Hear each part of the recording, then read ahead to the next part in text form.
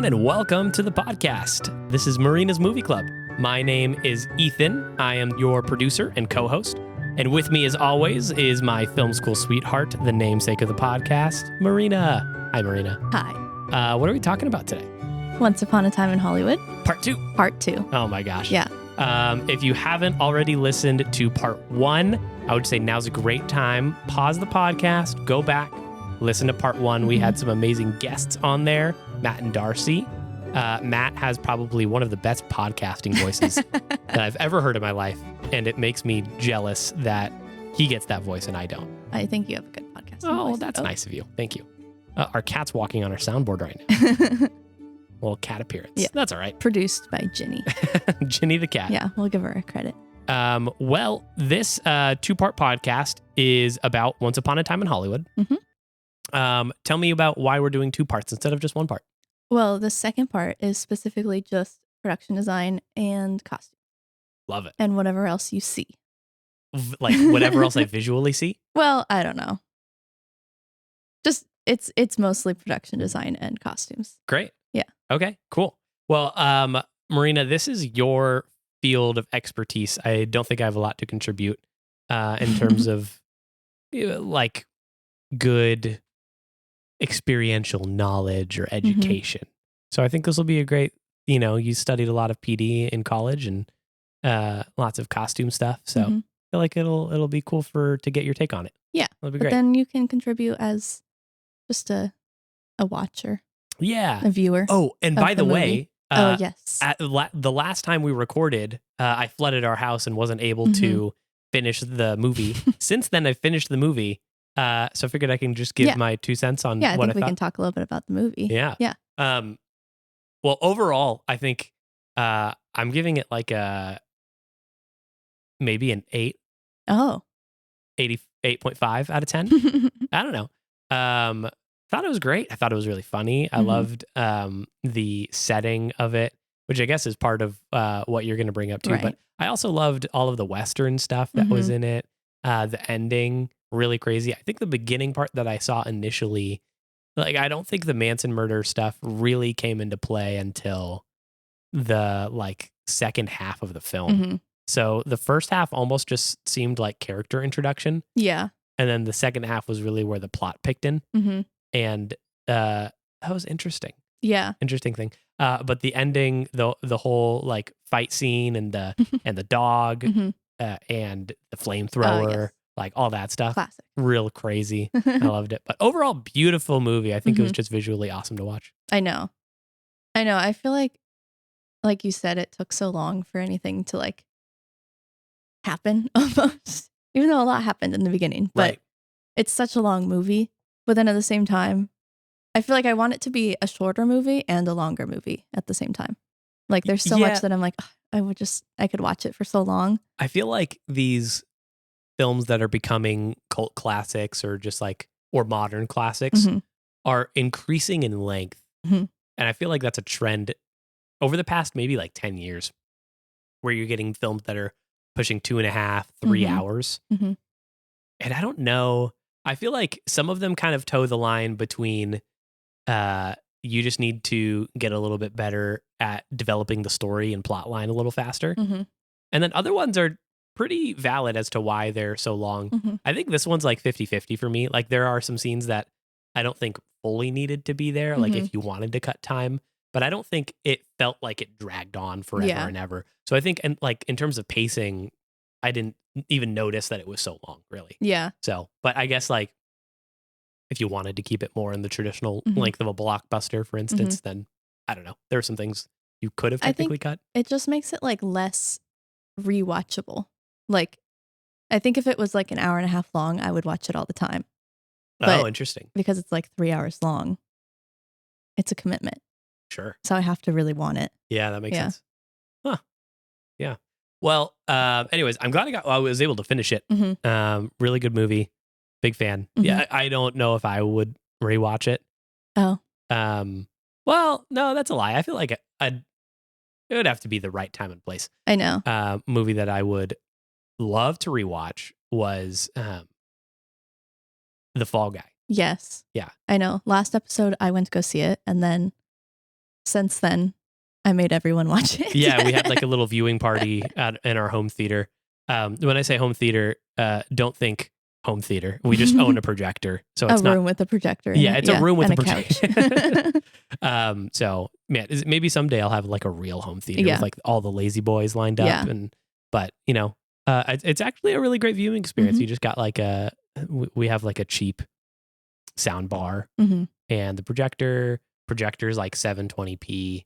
But overall, it's great. It's a fun environment to watch a movie. Yeah, because it's like like a 10-foot projector screen that we have or something like that. It's big, so that makes it really fun. But anyways, we had a couple friends over to watch The Fall Guy.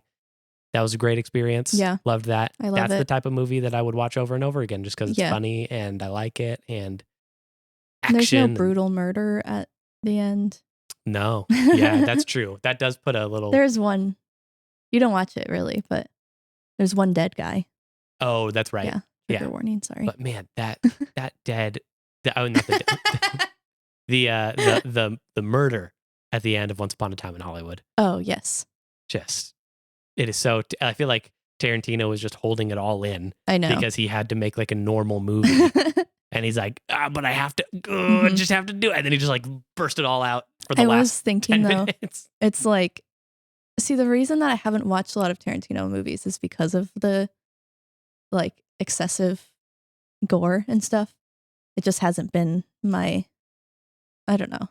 Sure. Something that I feel like I like it more now, but I think the more I've thought or like looked into the movie and stuff, like read about it, the more I'm like, if anyone is like deserving of Tarantino to do that to them, it's the Manson family, I feel like it's like, Tarantino had to make a movie about this. And like, this is what really should have happened. They should have a Tarantino style murder happen to them. Yeah, because, well, and because they're to be honest, sorry, we're getting like, I guess we're talking about the murders. So I don't know, content warning here. But what they did in real life was very Tarantino-esque, Oh, like, sure. Yeah. It was like so gruesome. I almost feel like what happened in the movie probably wasn't even as gruesome as what actually happened, which is insane because it's Tarantino. So but gross, yeah. Yeah. There's a couple other Tarantino films like Django Unchained. You haven't seen that, right? Okay, I think I have, but I don't remember it. But I'm pretty sure I watched it in remember loving school. it. I think I watched it in college, like over the summer between semesters. But I think the Western setting, for some reason, like kind of justified the amount of gore and violence that there was, because that was like part of the plot. Yeah. I mean, same thing here. It's not like they just come out of nowhere for no reason. Yeah. But at the same time, it's I remember that one feeling a little bit more called for, because I like in Once Upon a Time in Hollywood, it was just like it just like came so fast. Yeah. And I was like, oh no. It just, I think like audibly, it was almost, I remember when I watched it laughing at it, because it was just like so ridiculous. Insane. Yeah. It went past like scary. Yeah. And it was almost like watching a cartoon. Well, and it's that one girl, I don't remember, what is her name? It was, the last girl when she was on fire, the one that dies last. Yeah, like the whole time is just screaming. Yeah, like she's the one that I think Cliff threw the dog food at her, and ever since the moment that the dog food hit her in the face, she just was screaming. Right, and then was just running around with a knife, like not doing anything with the knife, just like running around with it. It was just insane. Like 5 minutes. So long. And it's like, what do you try? Like, first of all, I think getting a can of dog food thrown at your face cannot hurt that bad if you're in a life and death situation. Right. Like, I don't think I'm going to get hit who knows? I've never experienced this. But if I get hit in the face with a can of dog food, I feel like I'm going to still be able to fight back. I'm not just going to scream. Yeah. I feel like you're still capable enough to try to save yourself. Well, there was a bunch of other I think of the fighting that happened in between. But Anyways, all that said, very Tarantino at the end. Yeah. I think that aside, it was still really good. And Mhm. yeah, great. Like, I'd give it a solid B+ in Ethan's book. Wow. I didn't fall asleep. Yeah, you did flood the bathroom. But no falling asleep. I was going to introduce, I feel like a good scale for me Mhm. is how, if I fell asleep Mhm. or how sleepy I was feeling during the movie. Mhm. Because I think no matter what, anytime you put me in front of a movie screen, I'm tired. Mhm. And I just have this like chronic sleepiness thing going on in my Yeah. life. Yeah, I said it was a bad scale because you're just sleepy. Like you could watch the most exciting movie ever Yeah. and you would still be But sleepy. no, I think it's a compliment to a movie that can Yeah. keep me awake. Yeah. You know, so The Fall Guy, you The stayed Fall awake. Guy, stayed awake. I don't even feel like you seemed very sleepy. I Were you think we sleepy? started it a little earlier too. I don't think Yeah. we ended past 9, so maybe like 9:15, 9:30. So anyways, all that said, Once Upon a Time in Hollywood, Right. production design edition Exactly. and costumes, right? Yeah. Okay, Yeah. great. Okay, I do have one sort of thing to go off of from the last episode. Okay. So Is it about Skibbity Toilet? it wasn't, but we could talk about that too. That's the other thing we watched since the last recording. We've now educated ourselves. Right. Yeah, Matt brought up Skibbity And I think Toilet. I lost some brain cells. But that's okay. I don't think I lost brain cells. I just factually lost brain cells. It's not what I was I've expecting. blocked It's really it out weird. of my memory. Wouldn't recommend. Anyways, that's all that really needs to be said about it. Okay, so I have, I guess, two things I want to mention from the last episode. So for some reason, well, I mentioned this in the last episode that it was really hard to find a lot of information on the victims of the Manson murders because basically everything was just about the murders. And for some reason, when I've been looking up production design stuff, I like stumbled upon all these other sources. I just thought I'd share those sources because to me, watching the video or the movie, I feel like I was very interested in the victims, but then when you try to look it up, you can't find anything. So in case anyone cares to look up stuff, I just was going to share what I learned from. So Scott Michaels is the main guy that I found. He was a consultant on Once Upon a Time in Hollywood, and he owns a company called Dearly Departed, which is also the name of his podcast. And then he also has a YouTube video and a YouTube channel. And I don't remember if his YouTube channel is called Dearly Departed or if it's just his name, Scott Michaels. But his YouTube videos were very good for like learning about the victims. And he's very like, he doesn't talk a lot about the Manson family. He only talks about the victims. Oh, interesting. Which I think is really nice. Yeah. He was a little morbid because it's like his job. He does like Hollywood ghost tours and stuff. Oh. So at first I was like a little bit turned off, but then the more I listened, I was like, oh, okay. He actually is very like respectful to the victims and stuff. And then there's also another website called cielodrive.com, which is all about the Manson murders. And they have dedicated pages for all of the Manson victims. So like even ones outside of the Tate LaBianca murders.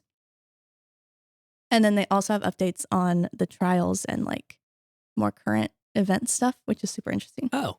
Yeah. So if you're interested in learning more, love it. Go there. Okay, great. Thanks to those sources. Yeah.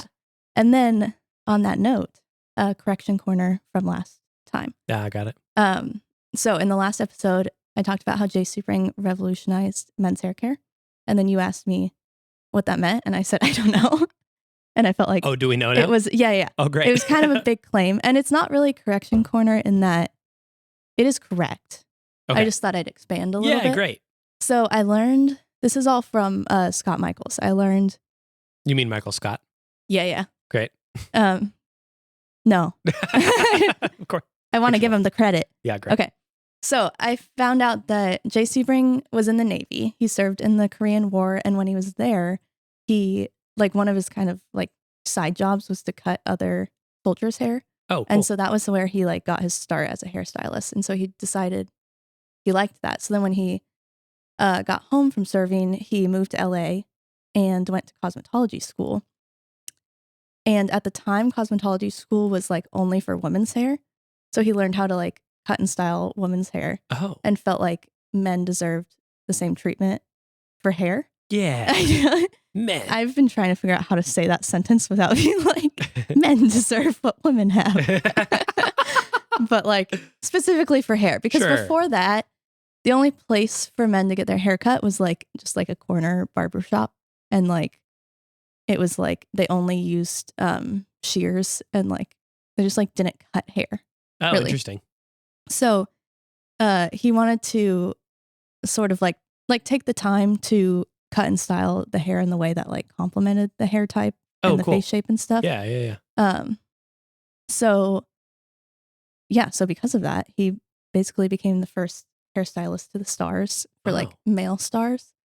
And so he got connected through like one of his friends knew Frank Sinatra, I think, and that's kind of like how he got his start. So he started doing Frank Sinatra's hair and then like so cool. Met all of his friends. Wow. I know. So he did Steve McQueen, Paul Newman, Brando, and Robert Wagner. Who's Steve McQueen? Is he Lightning's dad? Yeah. Cool. Mm-hmm. Robert Wagner, who was Natalie Wood's husband, who we talked about in the last episode because he may or may not have killed Natalie Wood. So just a little connection. Okay, great. You know? Yep. Yeah. So I don't know. Just wanted to talk about Jay and give him his little time appreciate you, Jay. Yeah. Now I have hair that looks good. Honestly, yeah. Yeah, because I just feel like the more that I like have looked into stuff for these episodes, the more sad I am that like we don't know anything about them. Yeah. Even though like they were all such like very talented people. Sure. But they're all like overshadowed by the murders. But then also I feel like because it took place at Sharon Tate's house and they're called like the Tate murders, I think they're all overshadowed by Sharon Tate. Yeah. And not to say that like she also needs to be known for like who she was also. But I feel like the other three of her friends, like not including Stephen Parent, because I don't know, he's not in like the movie, so I haven't really looked into him. But the other three were also like very up and coming stars in like, you know, their own fields and whatever. Oh, okay. So, yeah, I just feel like it's nice to know about them. Yeah. And I think something that you were saying offline was it's kind of unfortunate that a lot of these people just like the only things that you can find are about the murders because that is now the most important thing about their humanity was how they died and the amount of gore that was in their death and who they were associated to in their death. And like that's, then it's hard to learn about other parts of their life. Yeah. You know? So and even like right after the deaths happened, because like they didn't know who did it, there were just a lot of like very insane rumors that like the tabloids were printing. A lot of them kind of surrounding Jay Sebring and like kind of making him seem like not a great person. Oh, I see. And so I feel like that's pretty sad for like, like it wasn't his fault, obviously, that he died. And yeah, I feel like they just like they needed to like pin it on someone and they kind of like blamed him for a lot of it, which is not fair. Yeah. And I feel like we didn't get past that. I don't know. Anyways, now we can actually get into the episode now that I did that. Okay, great. Yeah. All right. Once Upon a Time in Hollywood. Once Upon a Time in Hollywood is Quentin Tarantino's 9th film. It was directed by him, and the cinematography was done by Robert Richardson. Editing by Fred Raskin. Casting by Victoria Thomas. Production design by Barbara Ling. Set direction by Nancy High. Costume design by Ariane Phillips. Barbara Ling and Nancy High won an Oscar for Best Production Design, and Ariane Phillips was nominated for an Oscar for Best Costume Design. It's a lot of people, but I feel like I just wanted to include like as many crew members that contribute to like what you see. Even though we're just going to talk about costume design and production design and like set decoration a little bit, just because that kind of, you know, it goes together. Okay. So we talked about this in the last episode, but this is known as Quentin Tarantino's love letter to LA, which is the city he grew up in. And so I believe I should have verified this before, but I read that he was 6 in 1969. So he was like still pretty young, but like still, That kind of adds up. Formative to his. My mom was born in 1960, and they seem like they're around the same age. Mm-hmm. Yeah, so. He doesn't seem like too old. Yeah. Yeah. Sorry to out you like that, Mom. I don't know if you care. Oops. So Quentin Tarantino knew that he was going to make this love letter to LA.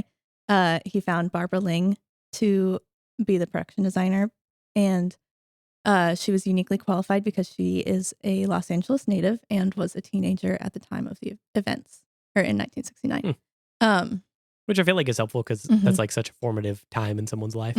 So you get to soak a lot of stuff in. Yeah, nostalgic. And I feel like so much of it, I mean, we'll get into this more in a little bit, but like, yeah, there's so many things that are like, oh, well, this is like just so iconic to like the 60s in Hollywood. So like we have to have it. But like, I feel like a lot of people wouldn't know that. Oh, I see. Like, you could look at pictures, but I feel like the things that were popular to you as like a teenager are kind of unique to right. Those your are the area, things that really, yeah, I see. Yeah. I see. Okay.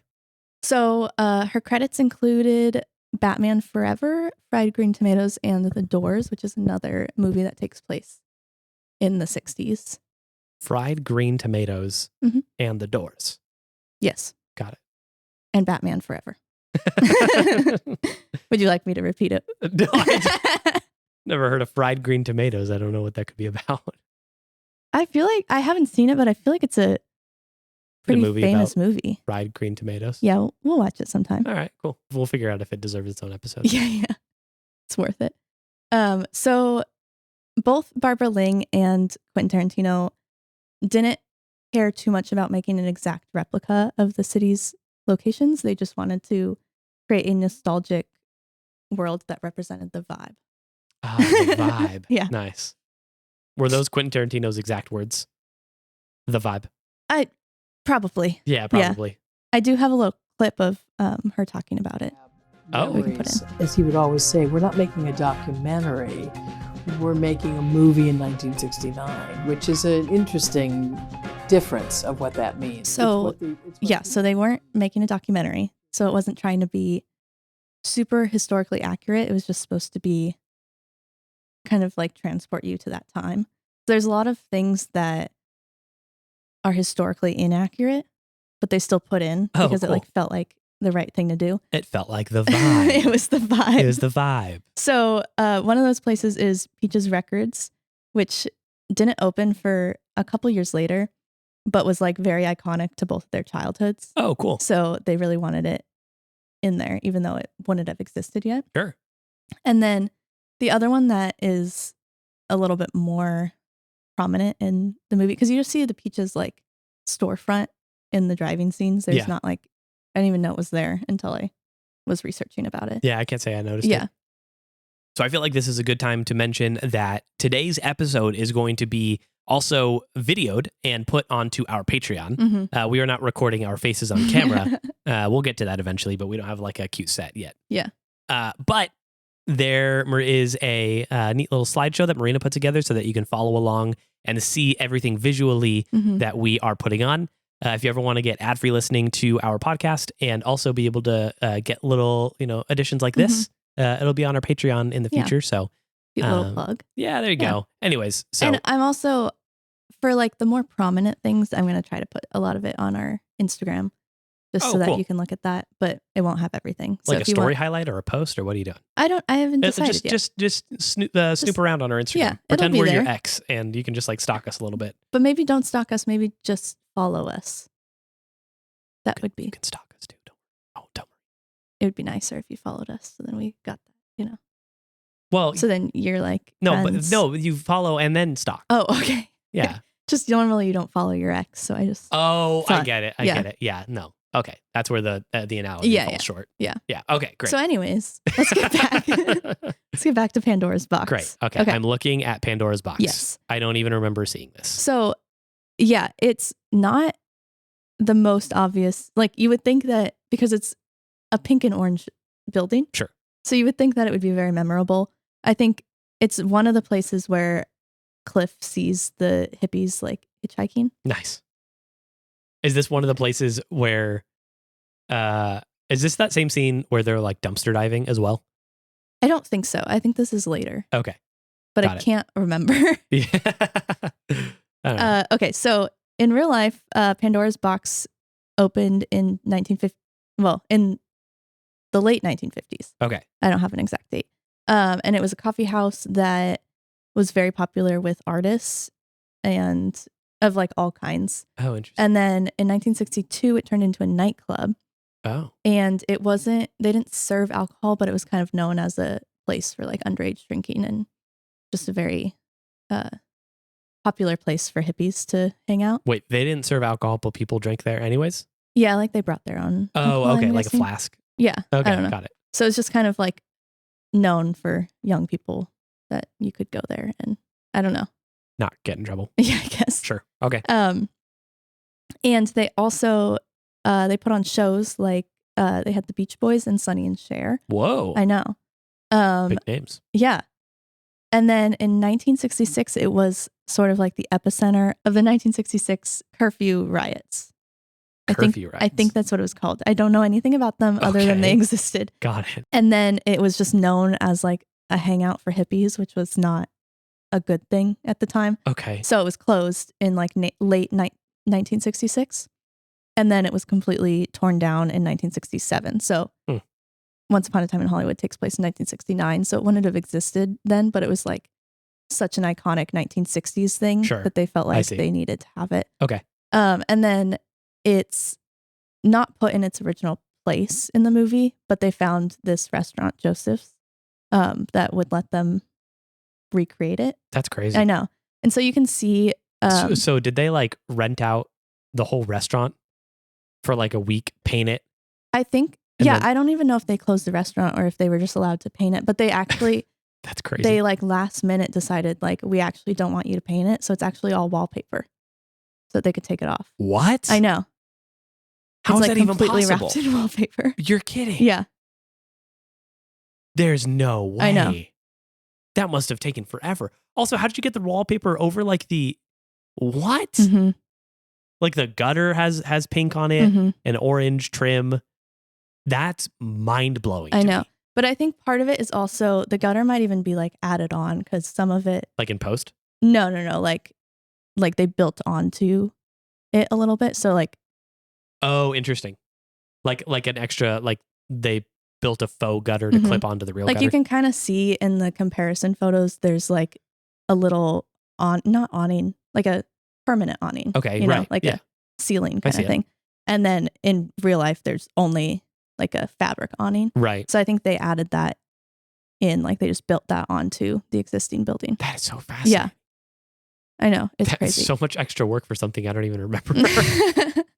There's a lot of that in this movie. That's we'll crazy. get into that. Okay. Yeah. And then if you look at the pictures, like the original Pandora's Box and this one for the movie, it's like very obviously not the same building. You know, like they don't look the same, but it is like, again, just like the vibe of the building. Yeah, I get that. Yeah. That's really cool. Man. Okay, great. Yeah. Pandora's Box. Way to go. I know. Okay. So Pandora's Box is also on Hollywood Boulevard. So it brings us to just like this crazy Hollywood Boulevard thing. Sure. That they created. Like they recreated an entire like city block. Even more than that. I think it was like a couple blocks that they like just completely turned into or a version of like what it could have looked like in 1969. Not all of it was oh my gosh super like, you know, exactly where it was. But they tried to add in a lot of the original things and like refurbished a lot of these theaters that were on there and like brought it back to having like LEDs and stuff because a lot of them were or not LEDs neon because a lot of them were LED right now. And then they put like all of the actual movies and shows and whatever like they would have been promoting at the time. So was this actually filmed on Hollywood Boulevard? and then they just like changed signage and stuff to make it look older. So they so in real life for a time, like you could drive by. And this was like 2018, so I'm like so sad that I didn't know that this was happening. Oh, we were there. See it. I know. What the heck? But it's like, so I mean, not that we could have really gone to see it a ton, but like you could have looked from far away. But so the city only let them use one half of the street at a time. So is it raining? It just started raining so hard, like suddenly. I don't know if you can hear it in the recording, but it was like a very... if you can, sorry, but... it just caught me so off guard. That's crazy. Today's been so weird. It was like sunny and hot, and I was sweating earlier, and now it's like dumping rain. That's crazy. Okay, anyways. Sorry. Totally off guard. Not a very 1969, August 8th, Hollywood night. Right, yeah. no. Okay, so Hollywood Boulevard, they're recreating stuff. Right, so LA let them shut down only one side of the street at a time. So they did, like, they shut down the left side. They completely redid it. Okay. And put up all these signs and whatever, and then shot all the coverage facing that way. And then, like, a couple months later, they shut down the other side, the right side. No. And then dressed that side and then did all that coverage. No. Which is, I know, it's crazy. That sounds like a nightmare. It's so crazy. How did you do that? I know. I think there's a point where, like, in my head, something's impossible. And then I just go, oh my gosh, well, we can't do it. It has to either be done in post or we have to film somewhere else. But that's the thing is, like, Quentin Tarantino was like, I don't want to use CGI for this movie. So there's barely any CGI. There's like 2 times that I know of that they use CGI. That's cool. I know. So basically every single thing is real. Oh my gosh. I know. Which I think really adds, I feel like this is one of the best movies that, like, I feel like you can really feel like you're there. Yeah. Like it really feels like you're in like the 60s. Oh man. So I guess all this to say, I feel like my brain is so small for comprehending what's actually possible. Because I think logistically, the need to have like such a stringent shot list ahead of time to know which ones you're filming day I of know. facing one way. Yeah. And then also to like take pictures of Brad Pitt and him driving and his hair and, you know, and make it look and match like it. Yeah. Yeah. And match it so perfectly. That sounds like a nightmare to me. Yeah. And there's like a lot so cool that goes people on. are so good at that. So many scenes that are shot there. Yeah. Man, that's really cool. What a fact. I know. I would say that's like fact of the podcast so far. I don't know. I just don't know if anything could top that. That's so cool. I know, it's crazy. But that goes into, well, I guess one thing that goes into this, I guess, idea that like Barbara Ling talks about a lot, that there's so many small things that she does to like create just like the vibe. Yeah.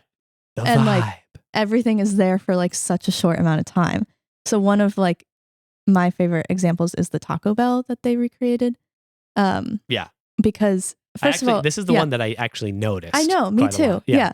Which is so good because to me, if I was Barbara Ling, I would not ever, like, whoever thinks about like, oh, we need to put a Taco Bell. And it's just like, there's no scene that happens at the Taco Bell. No. It's just a shot of the Taco Bell. Yeah. Like nothing, there's no reason for it to be there other than just like, it adds. It really does. It adds. Okay. What's that from? The Julian Smith. Oh, that's right. What's that pecan even there for? It adds. All right. That's funny. Golden era of YouTube. I know, it really was. So this Taco Bell, they found this old location that had closed down and was all boarded up, but it still had like the iconic swoopy ceiling thing or roof. Wait, so sorry, I might not have heard you. This is an old Taco Bell? Yeah, so it was an actual Taco Bell. Oh, cool. And then they found this like closed down location and then dressed it to, you know, look like a real Taco Bell. Yeah, crazy. So they worked with Taco Bell to make this. I know. No way. Because at the time, Taco Bell was like trying to buy up their own old locations. Oh, and, wow. They're trying to like preserve their history. And they have like a Taco Bell museum. Oh, man, that's which sweet. Now I feel like we need to go to. I don't know where it is. Sure. So I'll travel the world for that one. I know. So they worked with Barbara Ling to like create these old signs and stuff, as long as they got to keep the signs after to put in their museum. No. So now they're in the museum and there's like 4. They had to create like 4 signs. Oh, dude, that's so cool. I know. That's the fact of the podcast. That's racist. Oh, man. Imagine making something commissioned by Taco Bell. Tarantino X Taco Bell. I know. It really is. Oh, man. That's so cool. Yeah. I didn't know I had a director dream, like a goal in my head. but I've never to work with Taco Bell. Yeah, that's the coolest product placement. Be like, can you make an old Taco Bell that I can put into a museum later? Yeah, I know. So sweet. I know. Yeah, so then she has this quote that kind of goes with what we were talking about before, but she said, "People have said to me, I can't believe you did that," talking about the Taco Bell, "for one short shot." And I said, "You know what? That's how you make a movie. It's just a lot of small things that make up one long movie." And I feel like that's just, I know. I just thought it was so cool. Because I feel like there's so many things in like my production design that I'm like, I don't need to do that. Like no one's going to see that. Uh-huh. But like just how many things that people don't even like, you didn't even know that Pandora's box was in the movie. Yeah, right. But she spent probably so long on that. Yeah. And that would have taken, I don't even know. Yeah. And I mean, from your experience, it was what, like a semester in college doing production design? A year? Yeah, probably. So anyways, that's just like all of that wrapped up into like, that's one experience but I really feel like so much of movies I've heard both, in film school, out of film school, there's a lot of things that are done with the hope that you don't notice it.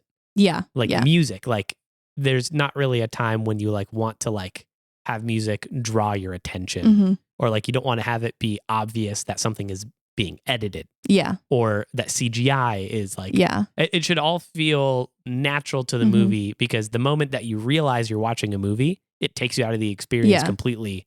And then you're not paying attention to the story. So but everything's, because there's so many things, so many small production design things specifically, like that makes you forget that you're watching a movie. Yeah. Cause it just puts you in the story. Yeah. So it's all story driven, which is, I think, just a testament to how good this is. Yeah. Is like, it really does not feel like it's a period piece. It just feels like you are in the 1960s. Yeah, I know. That's crazy. Yeah. Also, I just love the little Taco Bell man that they made. That I guess must be like a real, I don't know. Maybe I've never seen the Taco Bell man. Mascot. Yeah. Cool. It's so funny. And it looks like he's just reaching out to dap you up a little bit. He feels like he'd be in Dora. Like Go like, Diego Go or something. Yeah. That's awesome. Okay, so jumping back a little bit to basically the beginning of the movie. Oh, I remember the scene. Musso and Frank grill. It's where Rick Dalton meets with Marvin Schwartz, who's Al Pacino, who is his agent. Okay. And they talk about like him starring in spaghetti westerns. Yeah. And then Cliff is there because he has to drive him. And so Musso and Frank's is like an actual restaurant that is actually Hollywood's oldest eatery. Oh, and wow. I think they celebrated their 100-year anniversary in 2019. Cool. I know. And it apparently is virtually unchanged from the 1960s. Wow. It almost looks like it's unchanged from the 1919 time when they opened. Yeah. It looks like, yeah. That's cool. It doesn't even look like they needed to do anything to like. No, they didn't do like anything. They took out all the electronics, which was just like stuff at the front. And then they replaced all the alcohol bottles with like period correct alcohol bottles. But that was cool. it. Wow. And then they were allowed to, or they were given like the original dishes and stuff that they used. Original meaning what? Like, or not original, but the ones that they would have used in 1960. Oh, okay. To like use in all these scenes. Yeah. So like they had kept them, but weren't being used. And so they like gave it to production the actual restaurant. Mm-hmm. That's really cool. And apparently this is one of Quentin Tarantino's favorite restaurants. So they all know him. So it was like super easy for them to get permission. That's so cool. And then they closed the restaurant for 5 days, which like just for this one scene. But also, okay, I love it because it also just feels very Western, which adds to like Rick Dalton's character. Like almost everything is leather, even like the bar top. Yeah. Which is crazy. Oh, and wait, I thought that was just a shiny wood. No, I think it's leather. I know. I've never heard of that in my life. It's just like fancy, you know? Yeah. And then the wallpaper, it's like peacocks, which is great. Not super Western, but it gives the Western vibe. Sure. I kind of want the peacock wallpaper though. Yeah. I forgot why I brought that up, but it's just that I like it. Yeah, very cool. Yeah. I don't feel like I fully appreciated this location because I think at the beginning there was like so much information that was happening in the scene that you're trying to understand like who these characters are and what's happening. Sure. I don't think I've really looked at this location, but just looking at it after the fact and just looking at pictures of it. It's just such a good location. Yeah. And I feel bad that I didn't like fully appreciate it. And I don't know if anyone really appreciated it just because of like the nature of where it was and how much you were learning. But again, I feel like this was a scene with a lot of flashbacks, if I'm remembering correctly, or like cut-ins to like some of the movies that he was in. Yes, yeah, he's talking to him about like bounty law and stuff. Yeah. So there, I think that was a part of it. And also, again, I don't think it was meant to be appreciated. It was just, it was, they're at a restaurant, you know? So. But it really helps like set the stage for the whole movie. No, it's really cool. Yeah. Yeah. That's great. All right. Van Nuys Drive-In. Oh, I thought it was Van Nuys. Oh, I don't know. Yeah. Van Nuys? I've keys, never... Keys on Van Nuys. What? It's a local I know, radio jingle. I figured you would know what this was. Yeah. I don't know the drive-in, but I do know Van Nuys. Oh. It's like a place? Yeah, it's a place. Oh, okay. Or I think a street, possibly. Me and my friends made fun of that jingle because instead of Van Nuys, so it's spelled VAN space NUYS. Which is why I thought it was Van Nuys. News. I don't know I don't know. Nuys. It's kind of like one of those things that you just read all the time and then you kind of think that you know how you say it, and then once you say it out loud, you're like, that doesn't sound right. Yeah. But so okay. Van Nuys. Anyways, the way it's sang in the radio jingle sounds like thin ice. So it's just one of those things that, you know, you grew up in LA, you had the radio on or the TV on. There's a car lot where you can get your keys on Van Nuys. Perfect. Love it. Anyways. Well, I'm glad somebody knew how to pronounce it. So this is the drive-in that Cliff Booth lives behind it. So it's really only seen for like this shot that goes through the drive-in and then I think like up and over the back of the screen and then to his trailer. So this is one of the only things that they made in like large scale miniature.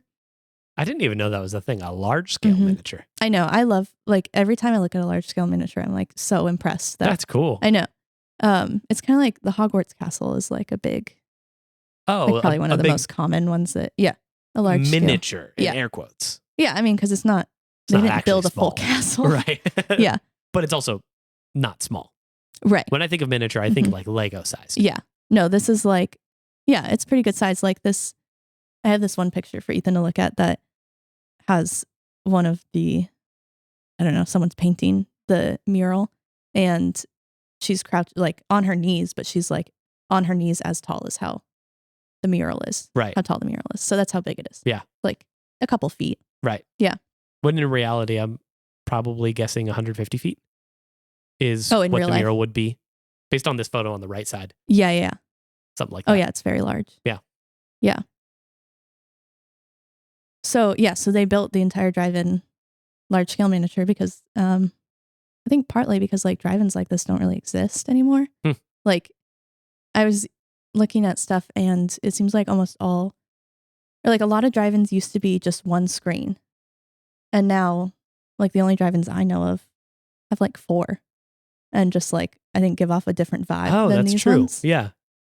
So I feel like that's a big reason why they decided to build their own. And then also the shot like going through the cars and up and over the back. Yeah.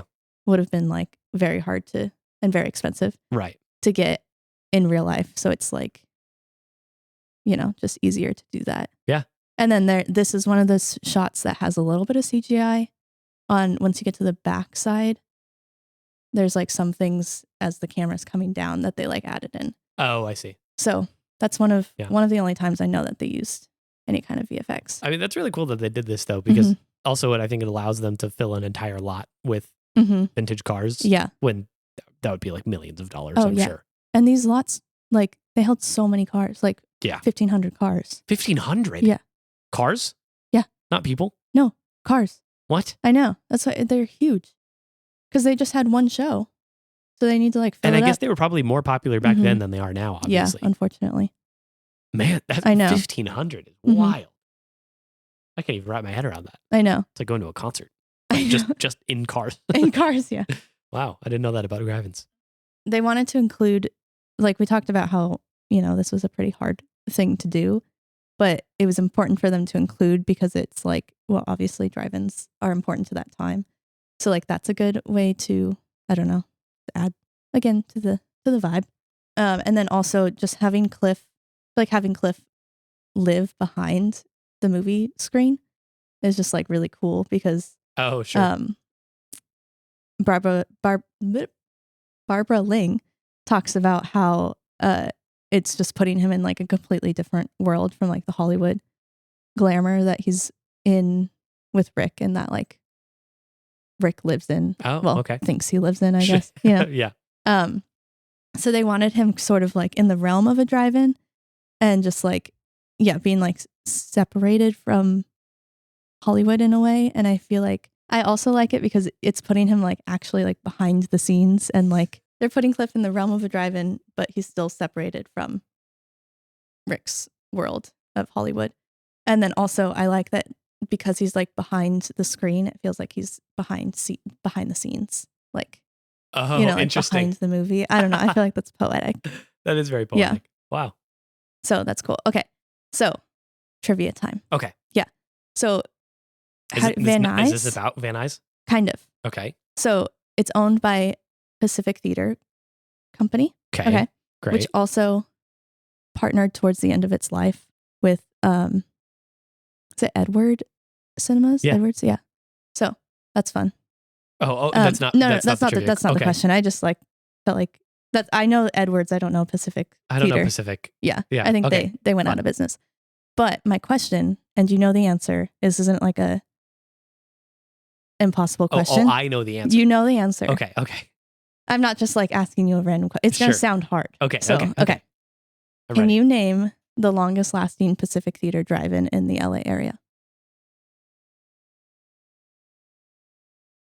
Are you saying like the location? Like what? Like the name of it. Not the longest running film in a drive-in or something. Oh no! Like which drive-in? Is it owned the Tiki by Pacific? Drive-In? No. Oh man, I know. Really hoping It's closed now. The Tiki Drive-In is closed. No, it's not the Tiki Drive-In because this one broke my heart. No, sorry. This roller coaster Tiki Drive-In is still alive and well. Okay, good. But this one that I'm talking about is closed. So that's why I know it. Yes, you know it. No, I don't. Yes, you do.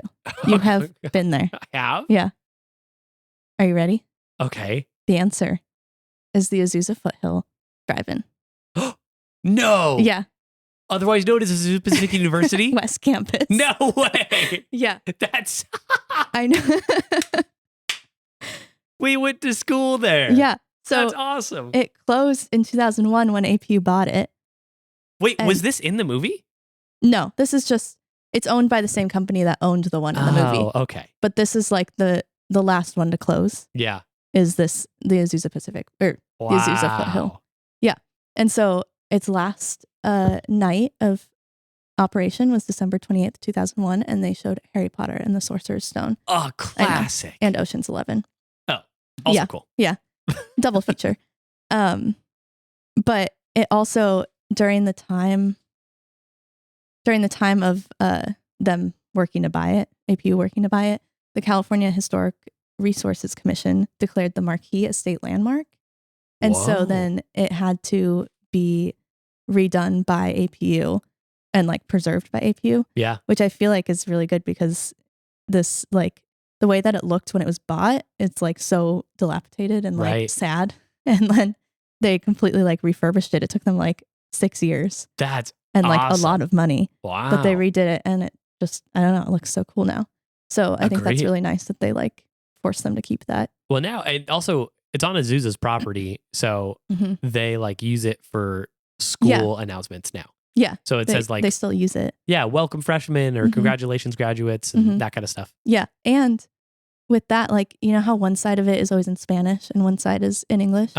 That apparently is like keeping with the tradition of what it was originally used for. Also, so like when it was advertising whatever movies they were showing. Does that mean that they were also like, depending on what radio station you tuned into, you would have an English dub or a Spanish dub of the movie? I don't know, but I kind of would assume so. Because why would you go?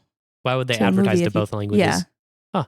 I didn't know that. It kind was of a makes thing either. sense, though. Learning so don't you much think? about drive-ins. It's almost the fact of the podcast. I know. Wow. The other thing that I really like about this specific one, the Azusa Foothill Drive-In, Okay. and APU buying it, is that I feel like even though they turned it into a parking lot, like I'm glad that it's a parking lot and not like so many of these other ones that I was reading about. Like the Van Nuys one is now like a high rise, and then Oh, interesting. there's like other ones that are now elementary schools and stuff. Yeah. But the APU one, like it's just a parking lot, which is what a drive-in is anyways. So the funny thing is that it's not used as a drive-in, obviously, anymore. Right. It's a parking lot.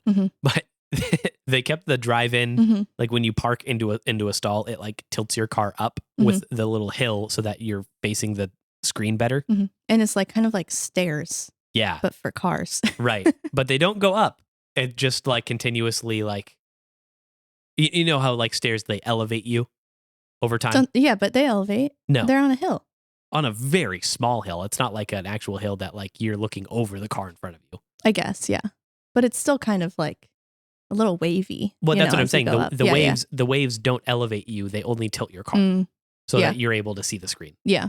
Above the car in front of you. Yeah. So my point being is that going and finding parking in there is so annoying because if you need to cross over a lane, it's just like going on the roller coaster. No, you can't do. Yeah. So yeah. If you go in a sedan, like you're screwed. screwed. They kept the middle, like the actual lane that you're supposed to drive in is flat. Right. But still. Yeah. I remember sometimes I would just to have fun. Like there's these little embankments that have the tilted spots, like very steep. And it kind of feels like you're off-roading a little bit. Off-roading and you're like Honda Civic. Yes, exactly. My mom's CRV. Yeah. Which, come to think of it, I feel like sometimes I was probably making the car a little top heavy and I might have like been at risk of tilting it. At the drive-in. Yeah. Which is funny. So anyways. Someday I want to make, I know it's like practically impossible, but I want to like have this open as a drive-in for like one night. I really think that they should do like the senior capstones like as a viewing party. Okay, here's the thing about APU and their drive-in. We had freshman year, there was like all these posters for like a drive-in movie, but then it was on Trinity Lawn. But they just called it the drive-in movie because it was like connecting. But I was so excited because it was like freshman year and I was like, this is crazy. Like they opened the drive-in. What is my life?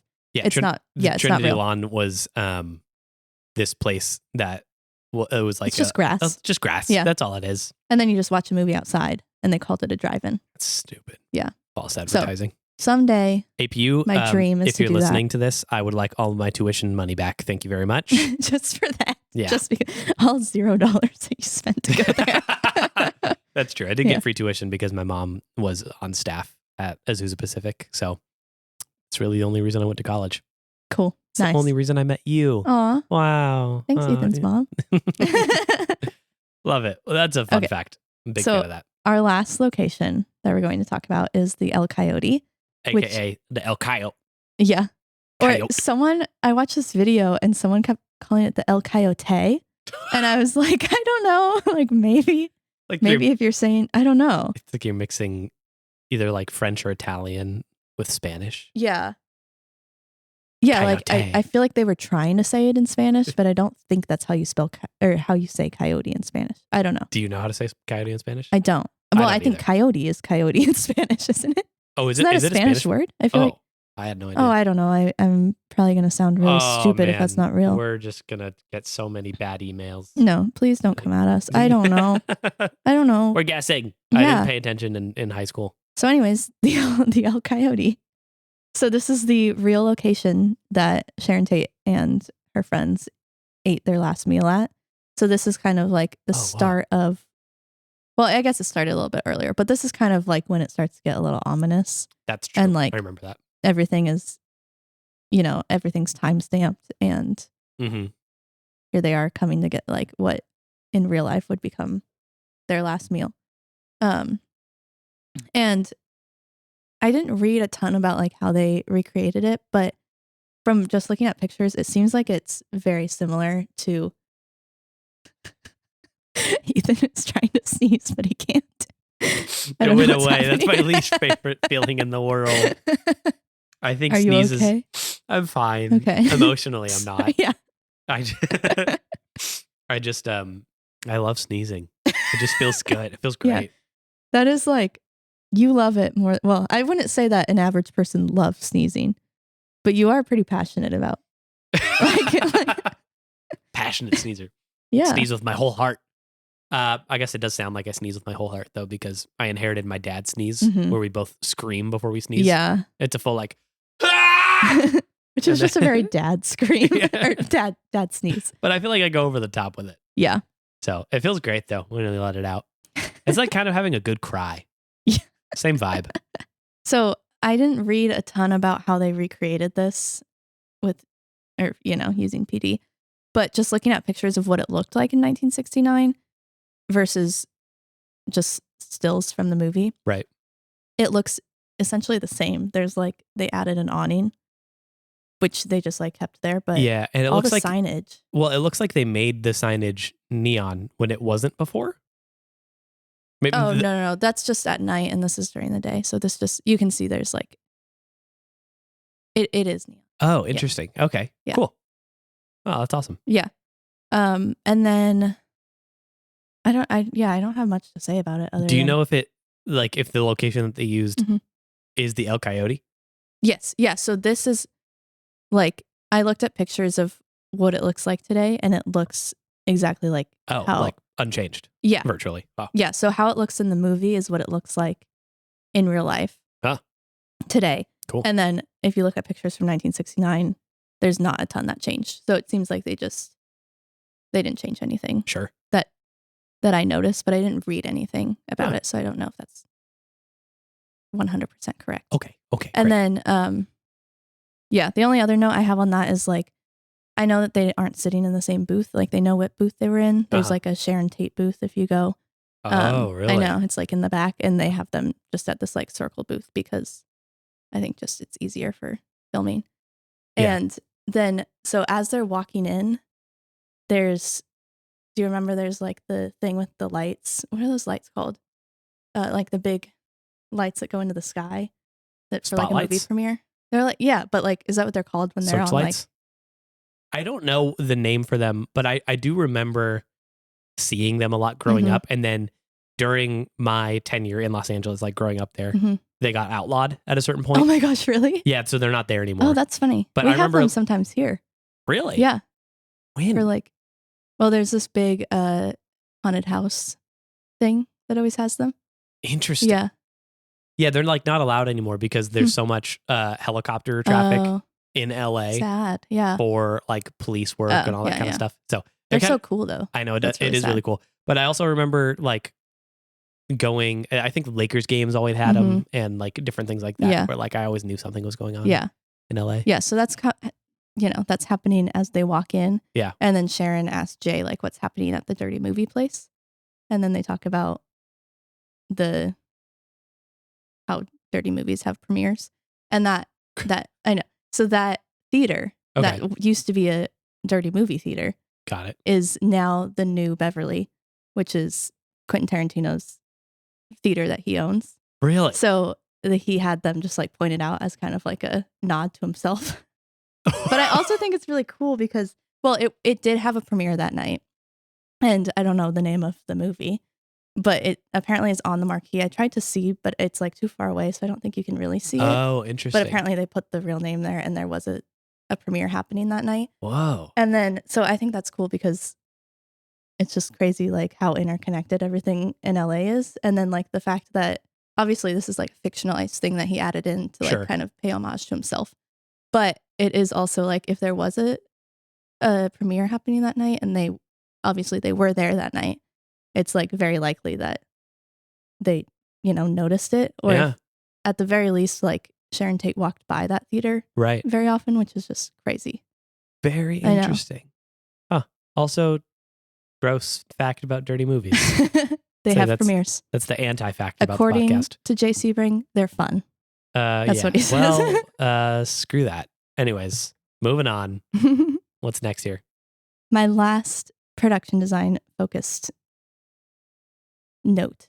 Okay. This one's really short. It's just that LA in the 1960s had a lot of murals because I think it was just like a very artistic place. And so people would just go up and say like, hey, can I paint on the side of your building? And then they'd be like, sure.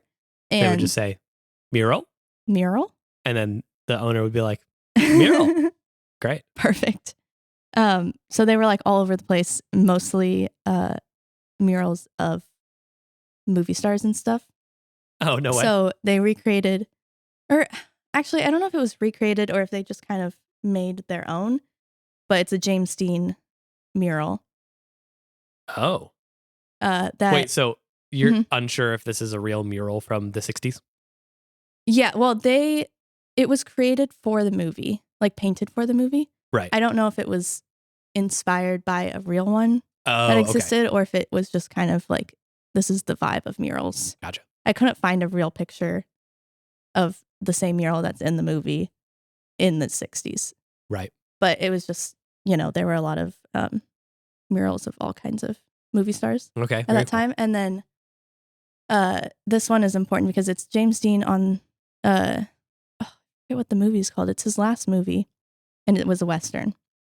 And they have the hippies, after they go dumpster diving, they have them walking past it and then walking away from it. And it's like symbolizing that they're leaving the cowboy era and like walking into the future, which is also like Rick Dalton is a cowboy, Wow. So it's kind of like how the hippies are leaving that part behind. Yeah. So I thought that was cool. Oh, that is cool. Yeah. Neat. Is there any other murals in the movie, or is it just this one? This is the only one I know of. Okay. Well, I think there are other ones. I couldn't find very much about them, but I think there's other ones that are kind of just in the background and stuff. This is like the most prominent one. Okay. Yeah. I was planning on talking about cars, but I didn't really do a lot of research on them. But so many cars. I know. So cool. Also, all of the scenes on the freeway where they also had to get like 12 so other cars. moving, working 60s cars. So sweet. Yeah. I kept saying like it's so cool, but it feels so unnecessary, but it's like also so necessary because it's just like the vibes. But also it's like you had to put so much work into just having them drive around. Right. But I read that it's because what you do in LA is drive a lot. Yes. And so it's just like adding to that. Like, the world building of being of Los like, Angeles. He just has to drive forever, which That's I didn't true. even think about. Well, but it makes so much sense because every time I think about Los Angeles, I just think about like how, in Washington, where we live now, I'll take a commute, maybe like 20 miles somewhere. And it's not like the worst thing in the world. Maybe, it takes a while, but it's not like bad. You had to drive 20 miles in LA. Yeah. That's like a whole day. Yeah. It's crazy. I feel like the reason I didn't relate to Cliff Booth driving around is because he drives so fast. And I feel like most of my driving in LA is just sitting in the car. Like, there's no traffic in the movie. Yeah, that's true. Which is annoying, which maybe that's true. But also nobody wants to watch you sit in traffic. That would be boring. So, yeah. It would have to be a feature of the movie. Yeah. It would have to be, Yeah. Well, Charles Manson, when he comes to ask about like who's living in the house, he drives a Twinkie truck. It was hard for me to say, which apparently he actually did in real life. Oh. I know. So that's just a little fact for you. I don't even remember that. The Twinkie truck? I didn't notice it. I thought it was like an ice cream truck or just like a weird, but like, if you look at it, it says like Twinkies on it. Man, it's like what a time to be alive. The Twinkie truck. I know, it's so weird. And then Cliff drives a Harman Gia, which is the same car that Tarantino's father drove. Oh, so that's cool. That's just, little Easter egg. To Mr. Quentin Tarantino. Yeah. Love it. That's cool. Okay, and then, I totally said that El Coyote was the last thing that we were talking about, but that's a complete lie because we have Rick Dalton's house. Oh, that the we need house. to talk about. Yeah. Got it. Okay, so, great. The house is actually really cool Agreed. because you disagree before I even tell you why. No, but it's just cool. The way it is portrayed in the movie, it is a cool house. Oh, yeah. I would love this house. Sure. Yeah. So because it's like in the hills, it really, and the pool was like a prominent part of the movie, like him being in the pool. So they needed to find a house that had a pool with a view because like that's the reason that you own a house on Cielo Drive. Right. So they had like a whole team just like looking on Google Earth to try to find a house that would like fit this, because it was really hard to find a ranch style house that had a good view and, you know, like something that wasn't just a huge mansion. Yeah. And super modern. So they were able to find a house that had like this perfect pool and then a good view. And then they found a different house that they used as the front. And then they built the inside on a soundstage because of like mainly the ending, because of the choreography and the blood. Yeah. Like they were, I know, it's so funny because like Barbara Ling and everything I read, she kept being like, yeah, it'd just be like really hard to find someone that would like let us do that. And I'm like, yeah, no duh. Like cover your entire house in blood. Like, how do you even, you'd have to buy a new house. Honestly, what do you do? If Quentin Tarantino ever listens to this, dude, if you can use our house. If our house ever fits the bill for what you need, man, cover our walls in blood. I would leave the blood. I'd be like, this is where Quentin Tarantino ruined my house. And then I would have him sign it in probably either his own blood or a Sharpie. Ew. No. But either way, it would be really cool. Sharpie for this. too close, too soon. But anyways, I do mean that seriously. If Quentin, yeah, I'd allow it. Yeah. Speaking of though, I was going to talk about J. Sebring's house, but I kind of cut that from the episode because it didn't make it into the movie. But the actual house that J. Sebring lived in, which Sharon Tate lived in for a little bit when they were engaged before she got married to Polanski, and that house, the owners of it are like kind of notoriously very like closed off to like people wanting to come visit it. But they did like allow him to film there, which is crazy. Interesting. But then they ended up not using any of it. There's like one shot that's in the trailer that you can see Jay dancing in like this purple room, which apparently Jay actually had like every single room was a different color. Yeah. So he had this like famous purple room, and there's like a literally like 1 second shot in the trailer, and that's all that they got. Interesting. Anyways, so back to Rick Dalton's house. So it's very like the idea is that he bought it when he was like at the peak of his career. Okay. And then hasn't done anything to it since. So it's very like masculine because he just lives there by himself. Right. And then, so both, or I guess Quentin Tarantino, Barbara Ling, and Ariane Phillips, the costumer, they all decided that Rick Dalton like doesn't go shopping. So everything he owns is like from set. So he like just decorates everything with like free stuff that he gets, which I think adds to like how sort of like full of himself he is, but also just the fact that like he doesn't care. And he's like, oh cool, I got a free cup. Okay. Like, I'll use that as my only cup that I have. That also even further makes sense as to why the only decorations are like posters of his old movies. Yeah. Which I think is like a double entendre of like he's very conceited, but also doesn't go shopping. Yeah. Which I like that about him. Like, because I think it kind of makes him a little bit less self-centered. Yeah. Which I just thought like, oh my gosh, you're so full of yourself and like so obsessed with your movies. But it really makes sense. Because if you're just getting all this stuff and like, he doesn't, not that he doesn't care, but I think, I don't know, he just lives by himself. And it's kind of like, well, this is fine, you know? Yeah. That's really cool though. Yeah. Nice attention to detail. I know. So, okay, so back to the pool, we talked about how it was like super important that it had that view.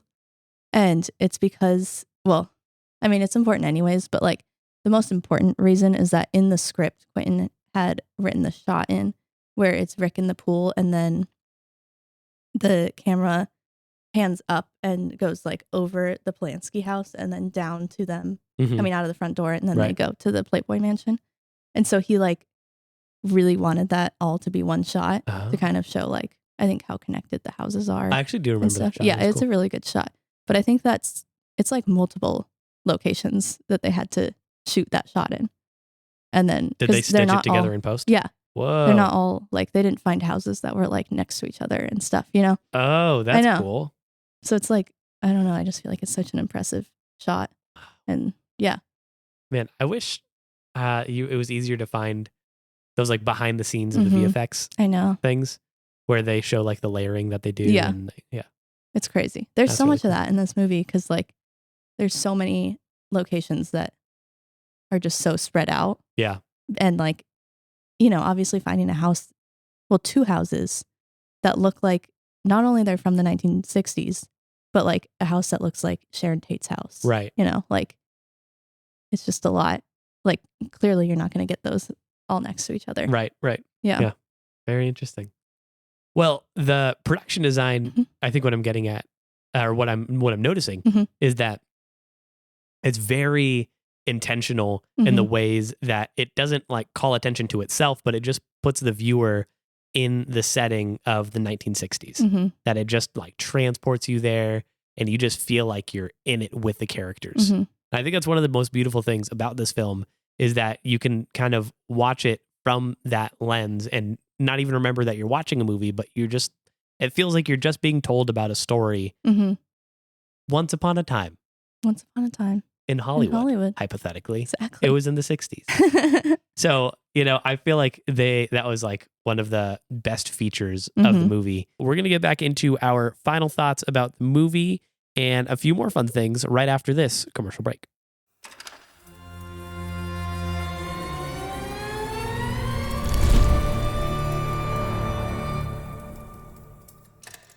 Hey everyone. Today's episode ended up being pretty long, so we had to cut it short to fit it on our main channel. But if you're a subscriber to our Patreon, you'll be able to listen to the director's cut version of this episode where Marina and I talk more about the costume designer, all of the outfits for the movie, and the hidden symbolism behind all the wardrobing decisions that were made for Once Upon a Time in Hollywood. If you want the full, uncut version of this episode, you can find it on our Patreon. We put a link to our channel in the show notes of this episode, or you can find it by searching Marina's Movie Club in the search bar on patreon.com. I'll see you over there.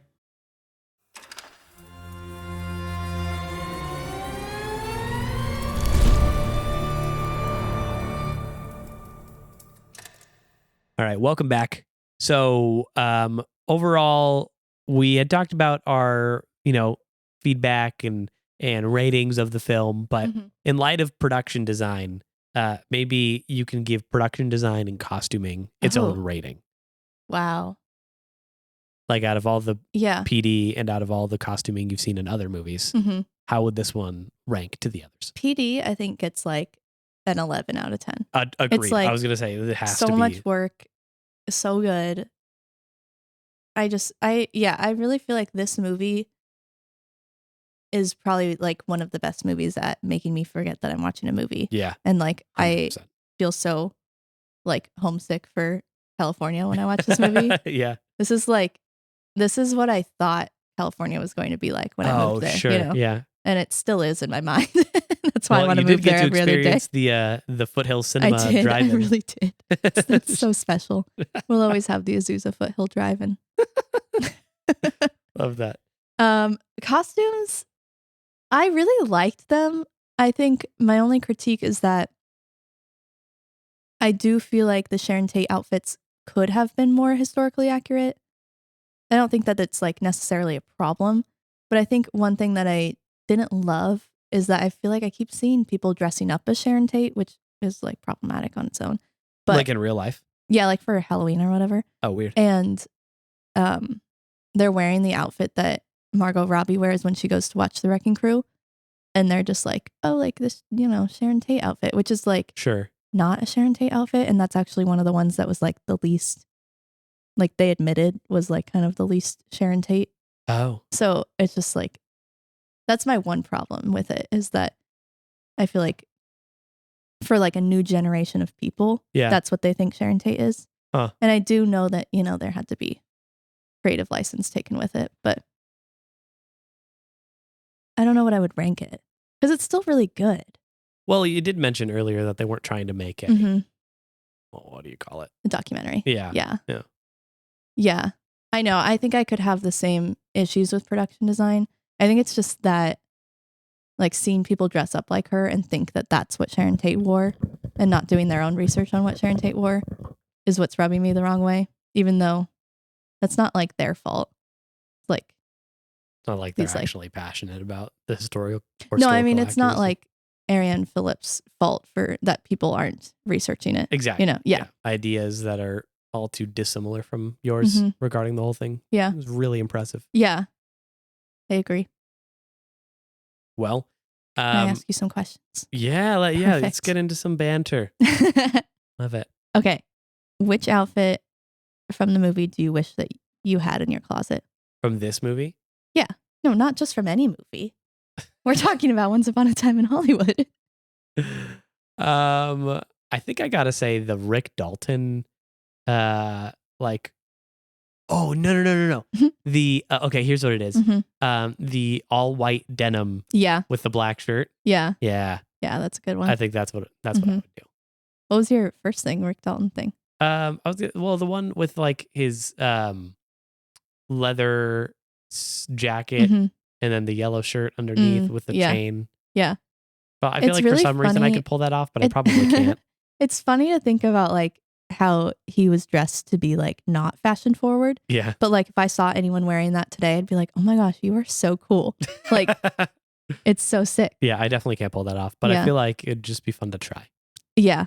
But both of his leather jackets are like super good. Yeah. I love them. But definitely the all white denim is something I would legitimately wear. I think my honorable mention is both of those little swimming outfits that Rick Dalton wears in the pool. Yeah, that's great. Swimming costumes, as they say, as Emily Blunt informed us. My actual answer is the snake skin coat. I would wear that all the time. I can see that on you. I love it. I actually, a while ago, I went to a Taylor Swift listening party for, what's it called? The new album. Why did I forget what it's called? Fortnite. It's not called that, but it's, that one. Tortured Poets Department. Okay, yeah. Okay. It's just, that has the song Fortnite on it. Yeah. It's spelled wrong because it's not spelled like the video game.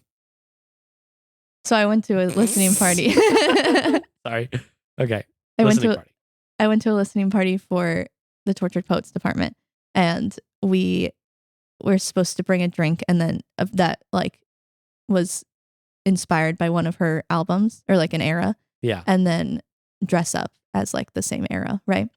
So as you can tell, Marina and her friends are definitely not Swifties. We don't, yeah. They don't care at all. Darcy did make fun of Swifties in the last episode, but it's okay. We're accepting of all kinds of people here. Yeah. And don't make fun of Marina for liking or Darcy for not liking her. Yeah, that's all right. Well, I don't know. I'm putting words in her mouth. I don't know what the answer is. So I did Reputation, and so I was going to wear snakeskin, and everyone was like, oh my gosh, I'm so impressed that you just like owned the snakeskin jacket. And I was like, yeah, I actually like had multiple snakeskin things that I had to like choose between. Really? I didn't even know that. I know. I didn't know that was like who I was as a person, but apparently I am. Sure, I see it. And so I just need that to like add it to my collection. And I think the whole, like, I probably would never wear the yellow like outfit that she was wearing on underneath, but like the bandana headscarf thing with the snakeskin jacket and the black go-go boots. Oh, it's just the whole thing is such a look, Yeah, agreed. Yeah, so good. Okay, do you have a favorite location? From the movie. Oh, Taco Bell. Yeah. Taco Bell. 100%. I know, that's my answer too. Oh, really? I know. I would love Rick Dalton's pool. I was gonna say, I would say that's like if you were to pick a location where something happened in the story. Yeah. I would say either Rick Dalton's pool, or the other thing that I thought was cool was in one of the movies where they set up the flamethrower thing. Yeah. And then he used it on the top balcony of like a Nazi situation. Yeah. I feel like that whole balcony, they did a wide shot of that. Oh, yeah. That was a pretty cool location as well. Did it have swastikas like in the... Yeah. Yeah, that was like very good. Also, another thing that's like so impressive for how small of a shot it was. Oh, right. Obviously a very important shot, but like there was just so much attention to detail put into that. Yeah. Which is just like moral of the story with this. So I would say, first instinct is Taco Bell. Second would definitely be the pool. Yeah. Just because such a sweet view. Yeah, I know. I would be sitting in that pool every day. I feel like, I don't know. I don't like have an answer that's better than, if a place I would want to be is the pool. And then just like my favorite thing that they made is Taco Bell. I also I don't know. I just think all of the neon lights that they have are really cool. Yeah, agreed. And I love that scene, like towards the end. It's when I think the song is called Running Out of Time or Out of Time. Something like that. Oh, yeah. And it's when they're going into the El Coyote, and it kind of like shows all the neon lights turning on. So good. I think that's when the Taco Bell is there too. Yeah. Yeah. Yeah, that's one of my favorite. Even though nothing is like happening in the movie, but that's one of my favorite parts of the movie because you just get to like see all the production design. Yeah. Yeah. Well, any like final thoughts on the movie or? Great movie. Yeah. Final thought?